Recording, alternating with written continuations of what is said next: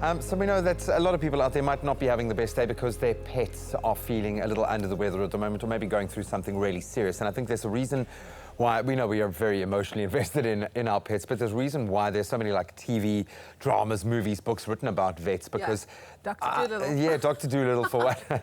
But they do kind of show the best of humanity when a person has that kind of selfless vibe about them to look after pets. Those that can't protect themselves, there's something beautiful about that. From the pet's perspective, but this morning we're turning things around and looking at it from the vet's perspective. Let's take a look at this. There are tons of pretty cool jobs out there, but I think most of us have at least at one point in our lives dreamt of becoming a vet. They're unsung heroes who do so much for those that we care the most about. Our pets literally are our family, and they do an amazing job taking care of them and us at the same time. So I've come to probably one of the busiest and most advanced animal hospitals and vets in the country, the Tygerberg Animal Hospital, to spend a day in the life of a vet. I can't wait, let's go. Today we are job shadowing Dr. Ferreira. I'm guessing this is where it all begins. This is kind of front of house. When clients come in here, there's the first thing they see. We have the friendly faces of the receptionists that need to get the people booked in, settled in. If an emergency or a more critical patient comes in, they need to make that decision of, do I need to call the vet right now to have a look, or can it wait a little bit? Since pets can't speak for themselves, vets learn to read the sign language of cats, dogs, and every other animal.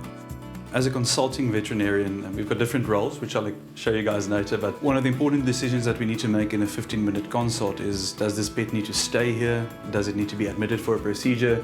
Can it go home with just medication? Or so those are all sort of things that we need to decide here. And 15 minutes sounds like a very short time, but once you sort of get into the groove of asking the right questions and do a proper consult in 15 minutes without feeling too rushed, but obviously if it takes longer, you take your time. When bringing an animal, and I know this is a very relaxed cat, but any animal into a very unfamiliar environment with this kind of energy around you, you've got to kind of be that calm you want them to exhibit in this space. I mean, we want to try and create a bit more of a relaxed environment as possible. Cats with bladder disease, we often end up prescribing a therapeutic diet as a method of controlling a disease. All these contributing things just lead to a much more happy cat. If you're lucky, you'll have the same vet for your pet's entire life, and the relationship starts by giving your animal the best shot at many happy years. This is one of the most common consultations that we do, making sure that the vaccinations are up to date. I mean, a lot of the diseases, especially rabies, and we also vaccinate against feline leukemia, feline panleukopenia, herpes, and calicivirus. It's all very important diseases that are actually vaccine preventable. So I mean, there's very little reason to not vaccinate your cat. For a lot of animals that are healthy only typically come in about once a year. So this is not just a vaccination, this is a full checkup. And he's looking quite happy, and he'll be on his merry way now until we see him next year then. I cannot believe the lengths that vets and all of their support staff go to at this particular animal hospital, but I think just in general, how much of a connection the vets actually have with the animals and of course the owners. Older dogs are especially dear to the staff of any practice. One of the important things to bear in mind with the consultation, and I often get clients bringing a dog in and saying, yes, I just wish you could tell me what was wrong. And then I reply with, then I would not have a job. So one of the important parts of our job is obviously we need to see physically using our senses what are we perceiving to be going on here. We need to ask the right questions. We need to do a test to confirm that or rule this in or rule that out. Good boy. Right, so I just want to check his chest out a little bit and make sure that it's not gotten worse or anything. So we're going to have to check him into the theatre side just to do a chest x-ray and see how that's all doing. These are all the patients that basically just wait until it's their turn for procedure, whether it be surgery or just x-rays, mild sedation, stitch up if they've had wounds or anything. Most of the animals that we do have in here have received a pre-medication. So this is now the prep room. Everything that needs to go under anesthesia or going to theatre to get the procedures done, masses removed, even routine procedures like sterilizations and castrations, and x-rays taken here as well. So everything sort of like that happens here.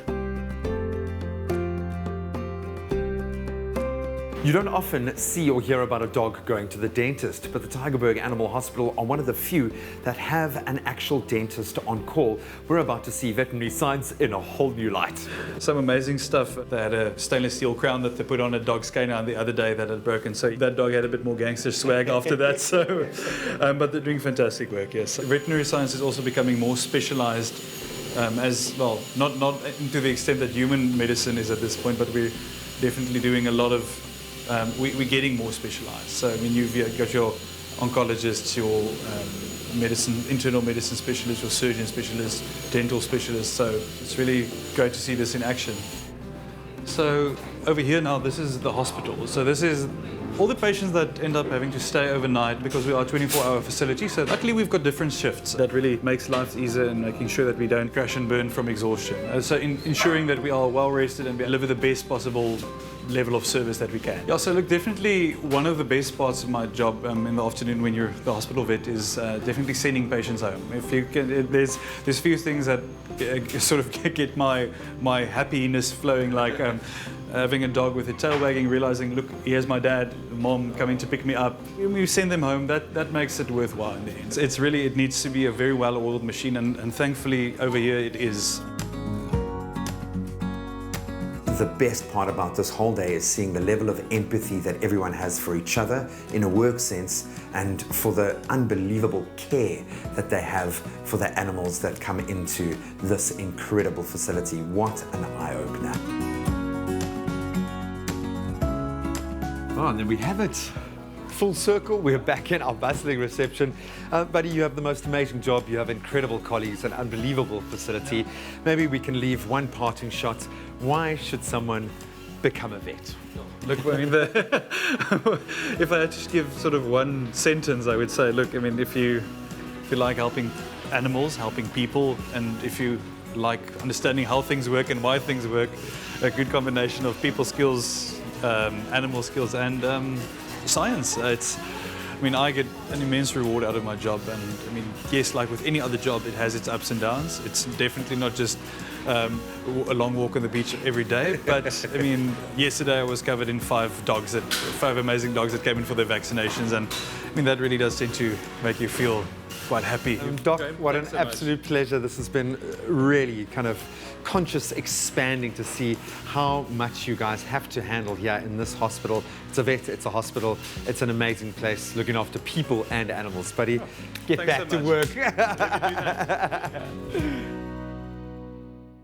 Science is at the heart of biology-based nutrition. The secret to lifelong health, it all starts with science.